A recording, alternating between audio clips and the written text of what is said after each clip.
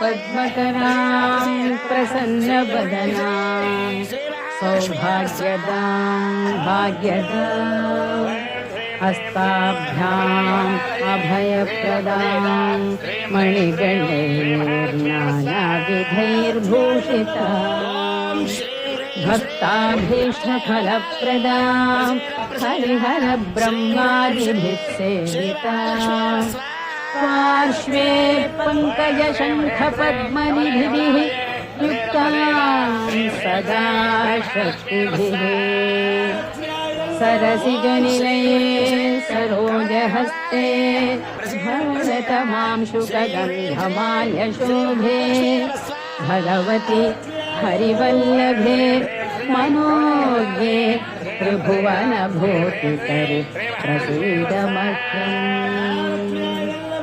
ओम श्रीं ह्रीं श्रीं कमले कमलालये प्रसीद प्रसीद श्रीं ह्रीं श्रीं श्री महालक्ष्मी नमः स्वाहा।